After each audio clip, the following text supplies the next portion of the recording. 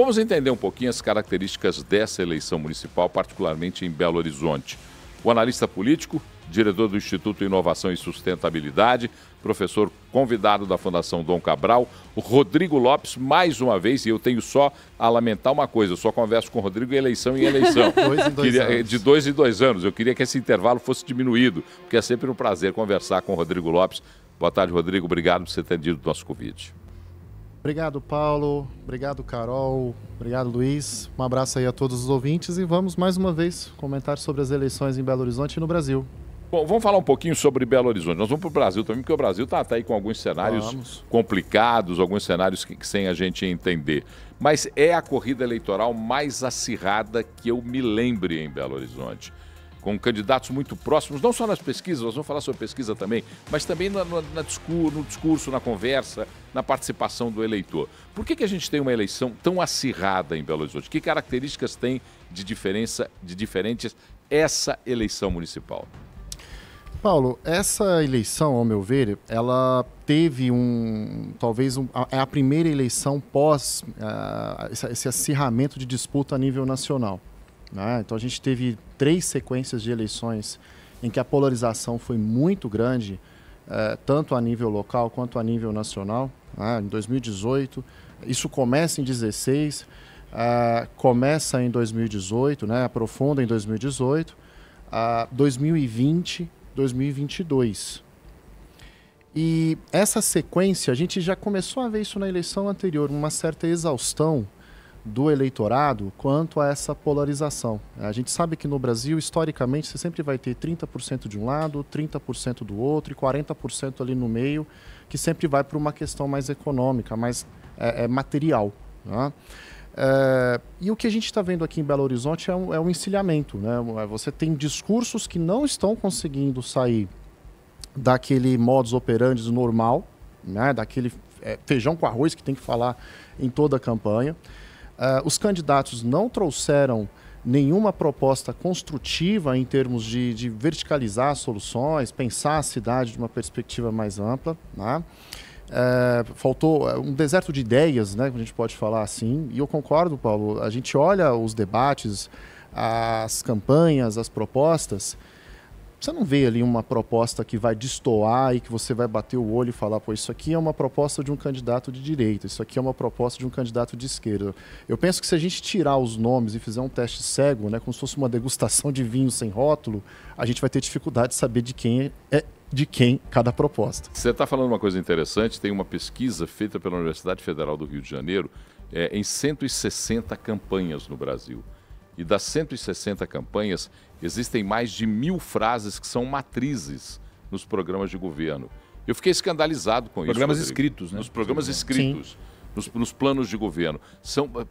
É uma enormidade de ideias Ctrl-C, Ctrl-V. Isso dificulta muito para o eleitor, não dificulta, não? Paulo, nem é o controle, já é o chat GPT, né? Chat GPT, faça um plano de governo. Eu acho que o chat GPT trabalhou bastante nessa eleição, infelizmente. Mas é um pouco disso, é o mais do mesmo, né? Eu queria provocar no sentido da gente fazer o ouvinte pensar de que a eleição não é uma escolha racional. A gente tem essa expectativa de que seja. A gente que comenta, acompanha, debate, assiste, discute, pensa o processo eleitoral, a gente vamos escolher aquele que tem as melhores propostas, aquele que pensa melhor a cidade, e não é. A escolha, ela é sempre irracional, e é uma irracionalidade consciente. O eleitor está consciente que ele não está escolhendo o melhor ao ver num olhar técnico, mas muitas vezes num olhar mais subjetivo, Então, acho que nós precisamos começar a pensar mecanismos, porque é uma eleição que pode ser um divisor de águas nesse sentido, pelo que tem acontecido, principalmente a nível nacional, como a gente pode falar daqui a pouco, da gente não cair num reducionismo tão baixo, que são os 144 caracteres que a internet permite a gente se comunicar. Como que a gente consegue produzir uma discussão de campanha, uma discussão de país, de uma forma que as pessoas possam entender melhor que esse momento não se trata de um dia a cada 2 anos, mas de um processo contínuo de uma vida, de um projeto para ser construído todos os dias. Aí vocês me chamam aqui todos os dias. Ô, Rodrigo, criticamente, de 2 em 2 anos. Criticamente, a gente sempre coloca aqui que falta aquela educação básica para a política também no Brasil, né? O brasileiro ele não é acostumado a discutir política, ou a entender política, ou a entender os meandros da política. Nós falamos aqui agora há pouco das funções básicas de cada cargo que está sendo eleito hoje, que as pessoas não sabem exatamente o que um vereador faz, tanto que tem vereador prometendo segurança, saúde, etc., quando ele não tem atuação sobre algumas áreas especificamente. Ele pode até ter atuação sobre algumas políticas, mas não é isso que ele está discutindo, ele fala de forma genérica. Então, essa falta da educação básica, que parece não ser interesse dos próprios políticos promover essa educação, você acha que pode ser talvez o principal motivo por as pessoas votarem mais passionalmente do que racionalmente? E em Belo Horizonte especificamente, faltou um candidato de verdade que fosse apaixonante para mobilizar as pessoas de uma forma geral? Tá, vamos primeiro na primeira. Eu não sei se isso é um problema do Brasil, tá? Eu acho que isso talvez seja um paradigma que a democracia enfrenta no mundo atualmente. A gente pode pegar a eleição americana. E a gente está vendo que o debate lá também está bastante subjetivo, está bastante visceral. Tá? A gente viu o único debate que teve nos Estados Unidos, Luiz. O tom foi muito mais agressivo até. Não teve uma cadeirada, mas teve um tom muito agressivo. Chegamos a tanto. Não chegaram a tanto, mas teve um tom bastante belicoso também ali no debate entre a Kamala Harris e o Donald Trump. Quando a gente vem para o Brasil, e eu vou fazer uma provocação aqui para a gente pensar. O mundo ele tem um pensamento que hoje a sociologia nomeia como um pensamento mais progressista, né? De políticas públicas, desde a década de 60.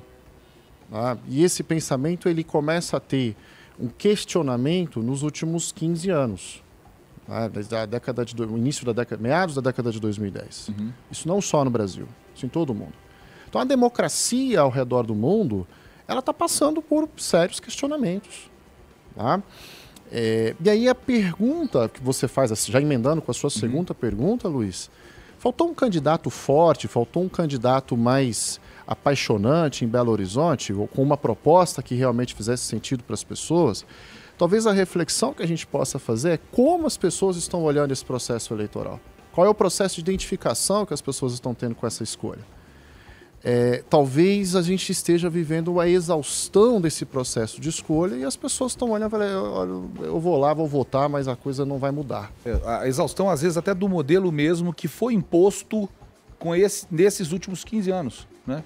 Os últimos, no Brasil, desde o período de redemocratização, né? Desde a década de 90. E eu acho que a gente também tem que colocar nessa discussão, por exemplo, o próprio fortalecimento das redes sociais, que é um fenômeno que a gente não tinha antes. Não tinha antes, verdade. E aí a gente fala, por exemplo, a gente estava acostumado com os debates, mas esses debates hoje viram recortes nas redes sociais, e o que chama a atenção, muitas vezes, é aquela coisa pontual, é a agressividade, é a briga, e muita gente, eu escuto e eu paro para pensar, assim, quando a gente faz, por exemplo, uma análise de um debate de forma crítica. No outro dia você conversa com as pessoas e as pessoas falam assim, mas ninguém apresenta proposta. Quando, na verdade, pessoas apresentaram propostas, mas aquilo que foi discutido, aquilo que viralizou, aquilo que ficou na mente, foi uma cadeirada, foi a briga, foi aquele momento em que realmente não tinha nada de conteúdo. Mas aquele candidato que foi ali, fez sua parte, falou o conteúdo, você gostando ou não gostando da proposta, mas apresentou, ele fica no vazio, ele fica isolado, ele não tem aquela projeção. E aí o sistema vai se retroalimentando dessa forma. Para aparecer, eu preciso fazer isso. E a gente cai naquilo que a gente está vendo hoje. Sim. Existe, quando a gente fala da questão das propostas, né, e de todo esse processo, de que não é uma escolha racional, né, evidentemente que você tem debate de bons debates, bons projetos, boas propostas e bons políticos. Mas o que tem ocupado a maior parte do debate, Luiz, e colocando um problema aí na sua pergunta, é que a gente não tem mais espaço para personificar isso numa figura, né? E a internet, ela dilui esse debate. A internet, ela acaba tornando isso diferente da televisão, diferente da década de 90, em que isso ficava mais aglutinado nos canais convencionais de comunicação. A internet torna isso mais difuso. A gente não tem mais espaço para aparecer alguém que tem essa essa proeminência na própria figura, no próprio desempenho, porque nós não temos espaço pelos tempos atuais, pelas questões das mídias sociais, ou porque nós não estamos vendo a possibilidade do surgimento de lideranças fortes que consigam conversar com os anseios diretos da população? Eu acho que as lideranças vão continuar surgindo de tempos em tempos, tá? Seja num espectro político mais à direita, seja num espectro político mais à esquerda, elas sempre continuarão surgindo e ocupando os espaços. No Brasil, nos últimos anos, de 2018 para cá, a eleição ela se concentrou em dois nomes, em dois players aí que ocupou boa parte desse debate, tá? Talvez a problematização seja essa. Por que em Belo Horizonte você teve essa junção de três, talvez até um quarto candidato que possa compor esse dia, né?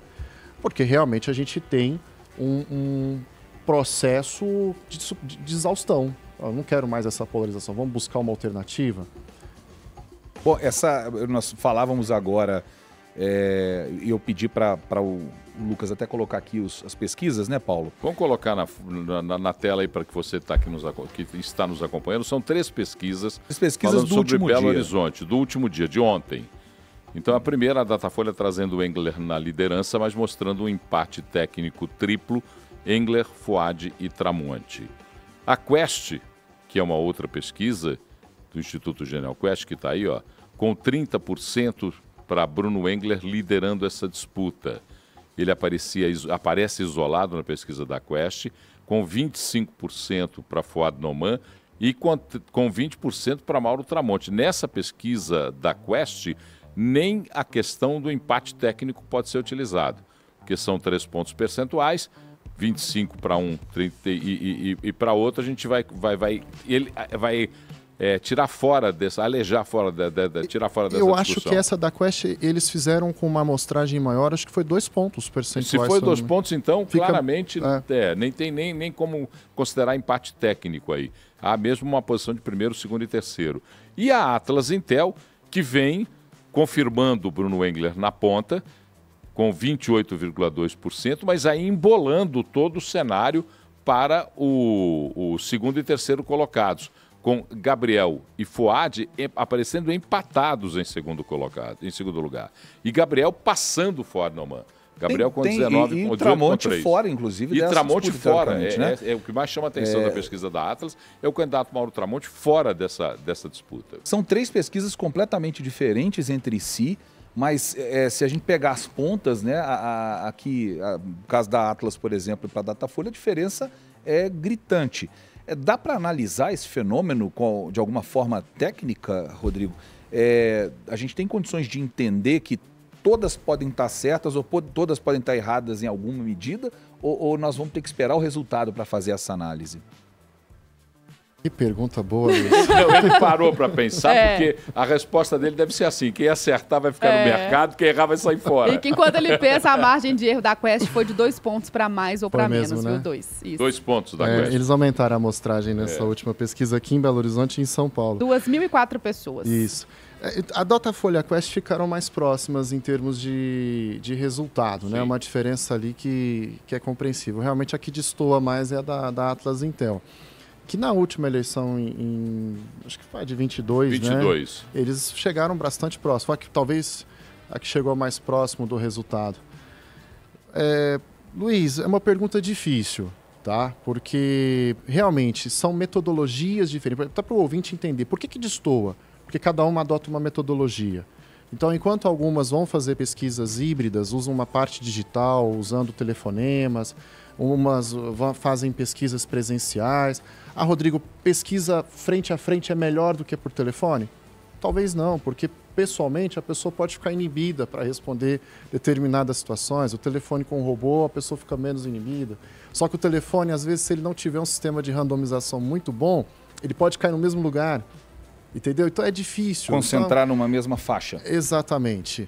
Vamos esperar daqui umas 2 horas, 2 horas e meia eu te respondo. Menos do que isso. Você vai poder responder isso daqui aproximadamente 50 minutos, você já está podendo responder. Isso, eu te respondo. Porque as bocas de urna virão aí, daqui a pouquinho as pesquisas de boca de urna começam a ser Mas é mais uma pesquisa, né? Mais uma pesquisa.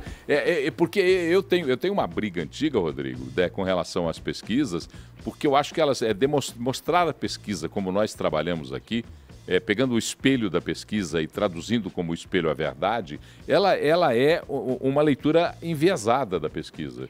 Claro. A pesquisa tem muito mais do que a folha de espelho, mas os partidos políticos, a imprensa, utilizam o espelho da pesquisa. E isso dá uma diferença muito grande na hora que você vai lá e começa a entender a pesquisa, onde foi feito, o universo pesquisado, masculino, feminino, faixa de renda, você começa a ver que ali sim pode estar a grande diferença desse universo pesquisado e essa diferença de números que estão sendo apresentados aí. Quando você vai para os trackings de campanha, essa semana passada, as 2 últimas semanas, eu tive acesso aos trackings de campanha dos principais partidos disputando. Eu me assustava a cada dia que eu via um deles, porque também deu uma disparidade muito grande. E em alguns deles você pode dizer, o tracking da campanha do partido X está favorecendo o candidato do partido X. E não, o próprio tracking de campanha colocando um alerta sobre o candidato do partido que está usando aquele tracking. O tracking também é uma forma confiável para o partido, ou isso também é feito em convertidos? Vou lá nos convertidos e resolvo minha vida. Olha, eu já vi também muito trabalho nesse sentido, em que algumas lideranças não gostam de receber notícia ruim. Exato. Então a assessoria de campanha ali acaba levando e entregando o que essa liderança quer ouvir muitas vezes, né? Mas, de fato, você tem muitos mecanismos hoje que são eficientes. Então, assim, a cúpula de cada organização política tem informações e estudam isso por diferentes metodologias. A tecnologia hoje de apuração pela nuvem de dados e pela nuvem de pesquisa hoje tem feito muita diferença nesse processo. E só para o ouvinte entender, por que, por exemplo, o candidato teve um que estava em primeiro o tempo todo, agora não está mais em primeiro. No momento em que foi feito as primeiras pesquisas, você tinha 78% das pessoas ainda indecisas. À medida em que esse número foi mudando, o processo ele foi também alterando.